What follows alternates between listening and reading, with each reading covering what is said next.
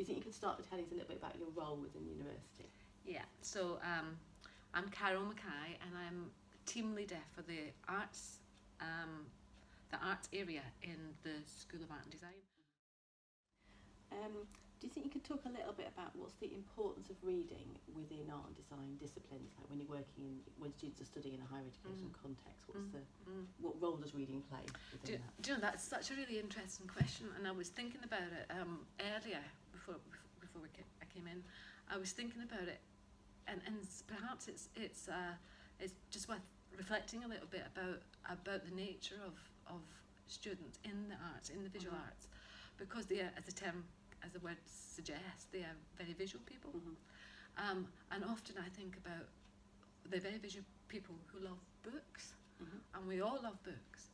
And one of the reasons that they love books is because they love to look at books, which is not necessarily the same as reading books.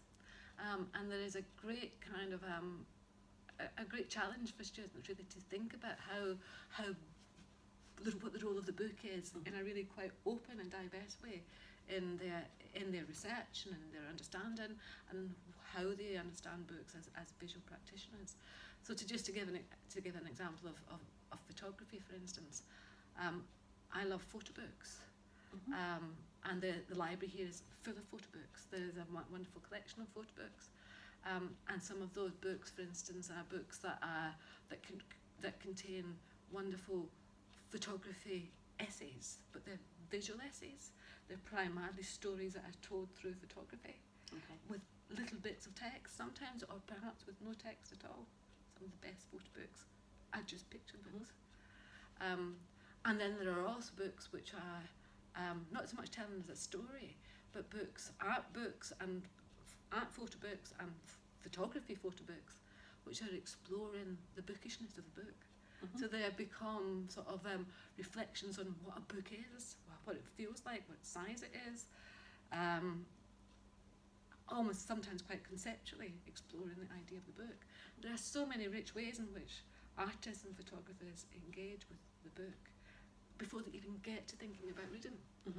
And I think that's kind of what I really love to get our students to think about, how they come to reading via their love of the visual. And we're really, really privileged here at Sunderland to have such a wonderful collection of art books and photography books that allow students that way in to reading via the real richness of the visual aspects of books. Also, of course, we have to talk about exhibition catalogues, which is such a wonderful resource for all our art students. The richly illustrated, wonderfully contextualised artwork that you find in exhibition catalogues is also a great route into reading. So I think I'm kind of saying that because I think that it's probably different for visual art students. How you come to reading is probably different from how many other students think about what reading is. And many of our students begin by looking and then move to reading. And how do you think the students kind of transition from reading the visual stuff to reading the words in books, and then maybe reading words in a kind of maybe a journal context? Yeah, I mean, I think it's a really rich, again, it's really rich and quite complicated to think about that. So if you kind of move back a bit, back from the library and back to the everydayness of reading, I think lots of our students engage with the written word often online, and they're often doing things like they're reading exhibition reviews, or they're doing some research about artists and artworks, and they might be using lots of online resources, artists' websites, looking at artist statements online, so where artists write about their own work, or other people write about artists' work. So really kind of coming to the written work, again via the research that they're doing, possibly online, but they're as a starting point. So they're kind of, and they're also looking at artists' websites and the written word there. Sometimes interviews with artists, a great source of information for students, and they can find that online. Sometimes it's just artists theorising or writing about their own work, or it is other people writing about artists' work. But a lot of that, for many of our students, the starting point is that online.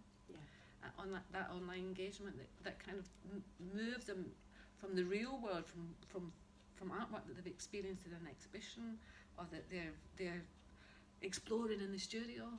It kind of acts as an interface, that online, back to the kind of written word. So they do that, and I think that that's a really important starting point. But the students who really, really become proper university students are the ones who then make that, if you like, online research, then interact with the research that they do in a much more, if you like, a more directed and considered way by coming to the library and using. Some students come to the library and they just browse, and again I think that's a really useful research way of getting into reading. And again, it's possibly what art students do more than other students, because they're finding things, they're like magpies, are finding things on the shelves that speak to them visually, but then they're also using the book, they're thinking about how the artwork that is in that book is contextualised, perhaps by a critic or a writer or a curator, providing some contextual information and background. So that's often a really important starting point for reading, is that being happy browsing library shelves.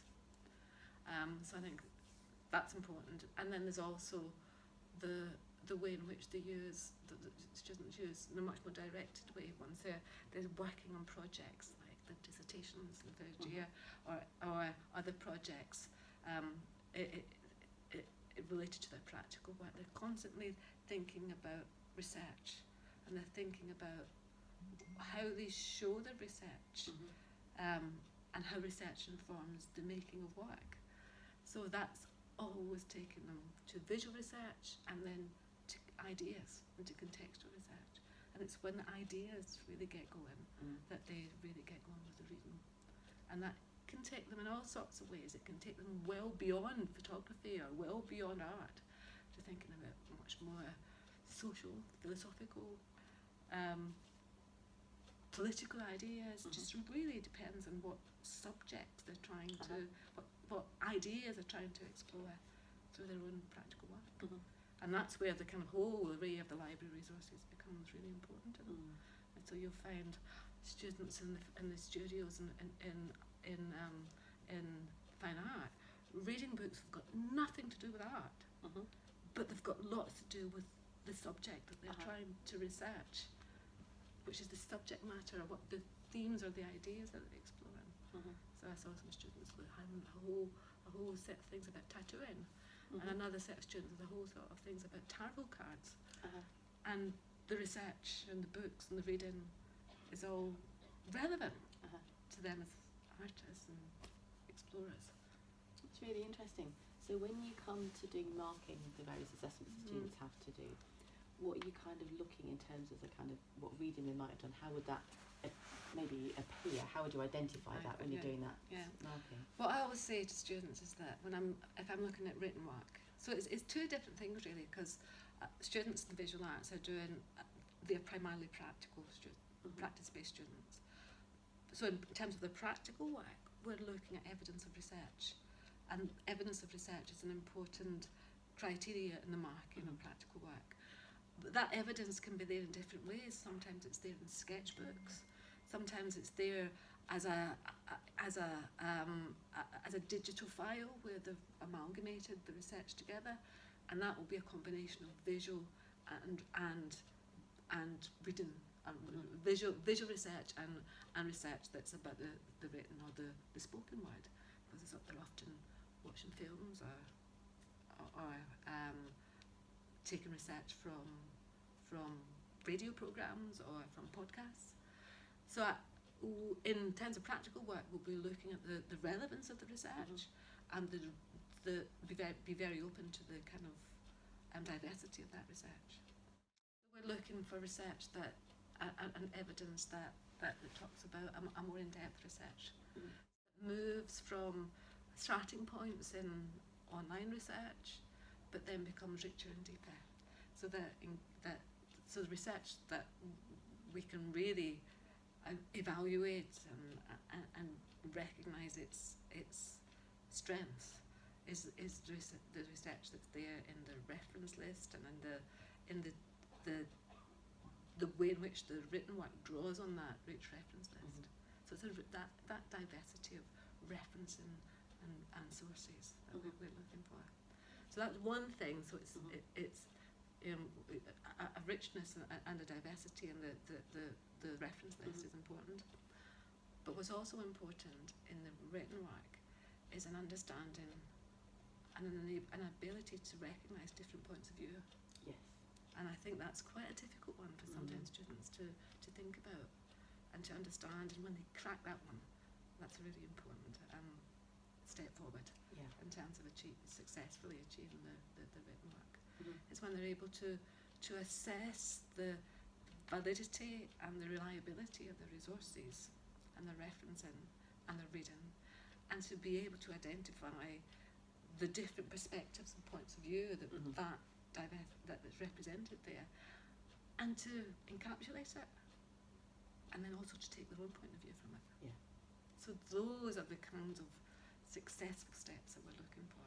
So being able to understand the diversity of research sources and the diverse points of view, to summarise them, and then to be able to share your own point of view.